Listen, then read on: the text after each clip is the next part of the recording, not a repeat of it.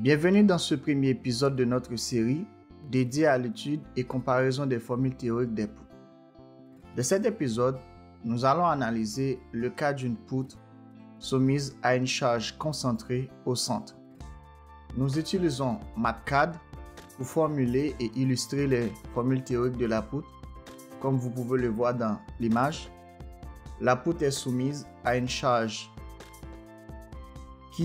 de 50 kN au centre, ainsi que les réactions aux appuis représentées par leur force RA, RB et XA, réaction horizontale.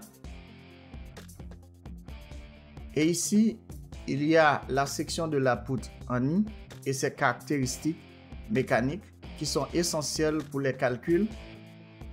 Comme il s'agit d'une poutre en acier, nous utilisons le module élasticité de l'acier E égale à 2.1 multiplié par 10 exposant 5 MPa. Et nous avons la déformation admissible qui est égale à L sur 250. Avant d'aller plus loin, il est important de noter que les charges concentrées peuvent être appliquées à différents endroits sur la poutre. Au centre, à une position quelconque ou aux extrémités, la position de la charge influence directement les formules théoriques utilisées. Passons maintenant à l'application de la formule théorique pour le calcul d'une poutre soumise à une charge concentrée. Selon la formule théorique, lorsqu'une poutre est soumise à une charge concentrée, en raison de la symétrie de la situation, les réactions aux appuis sont égales et répartissant la charge de manière équivalente. Ainsi, les réactions aux appuis sont calculées. RA égale à la charge divisée par 2 égale à 25 kN et RB qui divisé par 2 égale à 25 kN. Cela signifie que chaque appui supporte une force de 25 kN. Selon la formule théorique, l'effort tranchant avant l'application de la charge de cette partie, qui compris entre intervalles 0, x, 3 mètres, l'effort tranchant égale à la réaction RA, 25 kN, et après la charge, l'effort tranchant devient négatif. Comme vous pouvez le voir, entre intervalles 3 mètres, x, 6 mètres. Ici, dans cette partie, ce qui implique une inversion dans la direction de l'effort tranchant. Si vous voulez calculer le mouvement fléchissant en différents points de la poutre, vous pouvez utiliser cette formule avec même principe de respecter l'intervalle, mais ce qui nous intéresse, c'est le moment maximal au centre de la poutre qui est calculé à l'aide de cette formule Q, qui est la charge multipliée par L, la longueur totale de la poutre, sur 4 égale à 75 kN par mètre. Ça, c'est la formule pour le moment maximal au centre de la poutre quand une poutre est soumise à une charge concentrée au centre. Lorsqu'une charge est appliquée sur une poutre, la poutre subit une déformation, aussi appelée déflexion. Cette déflexion varie en fonction de plusieurs facteurs, notamment la longueur de la poutre, les propriétés du matériau et la forme de la section. La déflexion maximale se produit généralement au centre de la poutre, là où la charge génère la plus grande déformation. Pour une poutre chargée au centre, la déflexion est calculée à l'aide de cette formule qui est la charge appliquée multipliée par L cube. L, c'est la longueur totale de la poutre. 48 multiplié par E multiplié par IY. E est égal à 2.1 par 10 puissance 5 mégapascales, c'est le module d'élasticité de l'acier ou module de Young. Et Y, c'est le moment inertie. Et c'est le module de Young du matériau de la poutre qui mesure sa rigidité qui est égal à 2.1 multiplié par 10 exposant 5 mégapascales. On peut dire c'est module élasticité de l'acier ou module de Young. En tant qu'ingénieur, vous allez utiliser cette constante E tout au long de votre carrière pour effectuer les calculs et dimensionner des structures, que ce soit pour calculer la déflexion d'une poutre, analyser la résistance des matériaux ou concevoir des éléments de construction.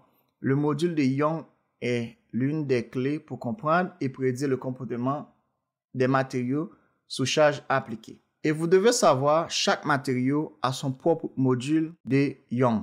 Cela signifie que chaque matériau a sa propre rigidité qui détermine dans quelle mesure il se déforme sous une force. Plus le module de Young est élevé, plus le matériau est rigide, moins il se déforme. Et c'est pour ça que vous devez connaître ce paramètre pour chaque matériau que vous utilisez dans vos calculs d'ingénierie. Et ici, il y a IY qui est le moment inertie de la section de la poutre en I. Vous pouvez remarquer ici IY qui est déjà calculé.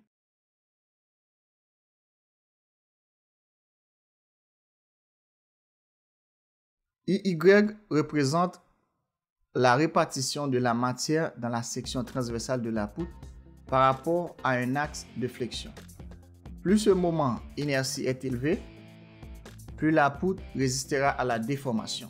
En tant qu'ingénieur, savoir comment calculer le moment inertie et comprendre son influence sur les performances des structures vous sera indispensable dans votre carrière. Cela vous permet de concevoir des structures plus sûres, plus stables et de choisir les matériaux et bien dimensionner les éléments porteurs de la structure. En remplaçant les valeurs, la déformation égale à 0.0214 mètres ou 2.4 cm ou 21.4 mm. Pour savoir si cette déformation est acceptée, il faut comparer cette valeur avec la déformation admissible, qui est une contrainte importante à prendre en compte lors de la conception des structures. Elle représente la déformation maximale qu'une poutre ou une structure peut atteindre sans compromettre la sécurité de la structure ou son efficacité. En tant qu'ingénieur, vous devez calculer cette déformation admissible en fonction des normes de construction en vigueur dans votre pays. Ces normes définissent des critères spécifiques pour garantir que la structure reste sûre et fonctionnelle. Si vous n'utilisez pas ces normes, vous mettez la vie des personnes en danger, car une déformation excessive peut entraîner les défaillances structurelles graves. La déformation admissible généralement est calculée à l'aide de la formule L sur D150. L, c'est la longueur totale de la poutre et 250, c'est le coefficient. Ce coefficient de la déformation admissible est un facteur basé sur des normes de conception spécifiques qui varient selon les pays et les types de structures et les matériaux utilisés. Cela signifie, pour certaines structures, le coefficient de la déformation admissible peut changer. Ça peut être égal à 200, 150, 100, dépend des normes. Les angles de rotation sont des paramètres importants utilisés dans les calculs de la déformation d'une poutre. Ces angles mesurent la rotation des sections de la poutre au niveau des appuis ou des points de charge. Dans nos cas, l'angle de rotation de l'appui A est égal à moins 0.011 radians. Cette valeur négative indique que la poutre subit une rotation dans le sens horaire, comme les aiguilles d'une montre, ce qui signifie que la section de la poutre s'incline dans cette direction sous l'effet de la force appliquée. À l'appui B, l'angle de rotation est positif. Cela signifie que l'angle de rotation à cet endroit, ici, est dans le sens anti-horaire. En d'autres termes, la section de la poutre à cet appui est inclinée dans la direction opposée par rapport à l'appui A. On va regarder cela dans les diagrammes de la poutre illustrés à la fin de la vidéo où vous pourrez mieux voir la différence entre les deux angles de rotation et leur impact sur la déformation de la poutre. C'est la fin de l'explication de la formule théorique de la poutre. Maintenant, nous allons passer à la méthode numérique avec Robot Structural Analysis. Étant donné qu'il y a beaucoup de vidéos sur la modélisation sur la chaîne, nous allons directement nous concentrer sur l'analyse des résultats obtenus par le logiciel. Voici la poutre qui est déjà modélisée dans Robot Structural Analysis. Comme vous pouvez le constater dans Robot Structural Analysis, nous avons déjà ajouté les charges, les réactions aux appuis. Maintenant, nous allons analyser les réactions aux appuis. Cliquez sur Calculer. Cliquez sur Résultat, diagramme bas.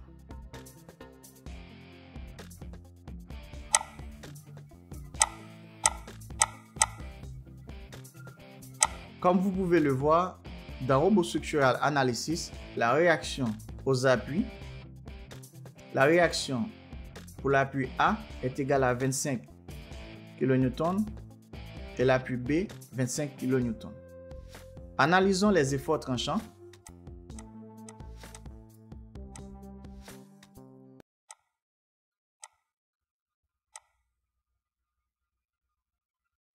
L'effort tranchant représente la force interne qui agit perpendiculairement à l'axe de la poutre.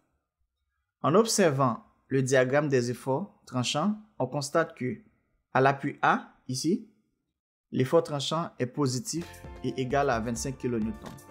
Tandis que à l'appui B, l'effort tranchant devient négatif, égal à moins 25 kN.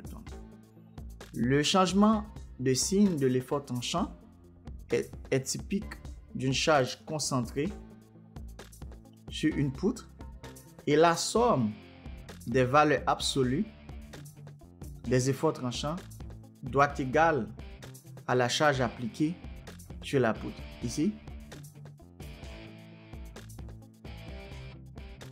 analysons les moments fléchissants. Le moment fléchissant est important pour comprendre la flexion de la poutre sous l'influence des charges. En analysant le diagramme des moments fléchissants, on observe le moment est nul à l'appui A, nul à l'appui B et le moment atteint sa valeur maximale au centre de la poutre, ici, et les lignes droites indiquent que la variation du moment est linéaire, comme vous pouvez le voir ici, ce qui est conforme aux formules théoriques pour une charge concentrée. Analysons la déflexion de la poutre.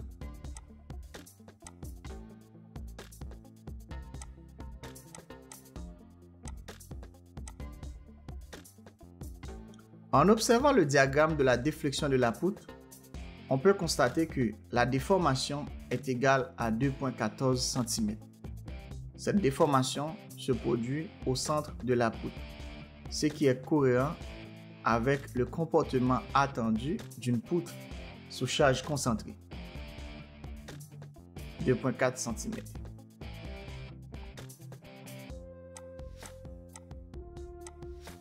Analysons les angles de rotation.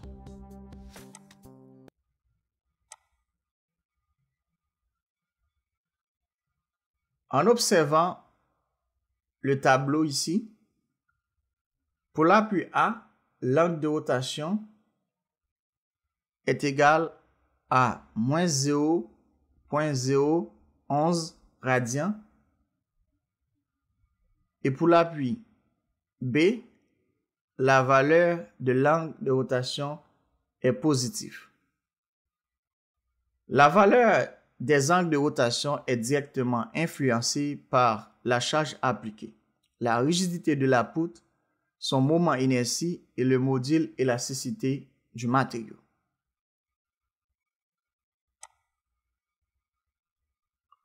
Voyons maintenant le diagramme de la poutre que nous avons tracé à partir des résultats obtenus.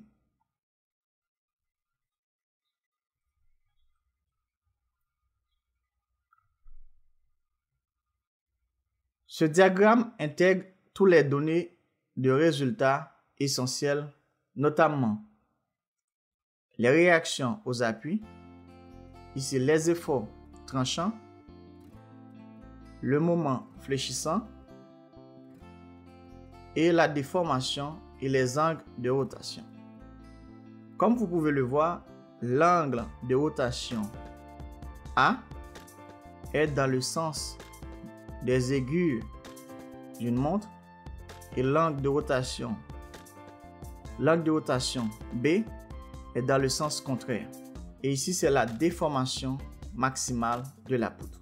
En comparant les résultats des formules théoriques et ceux obtenus avec robot structural analysis,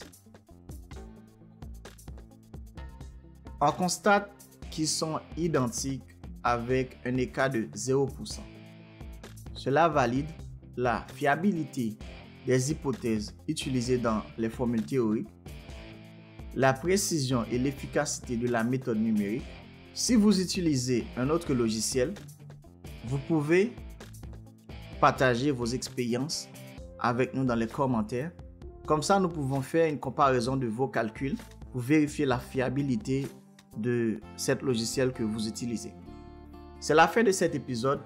N'oubliez pas de vous abonner et de partager la vidéo et d'activer la cloche de notification pour ne rien manquer des prochains épisodes.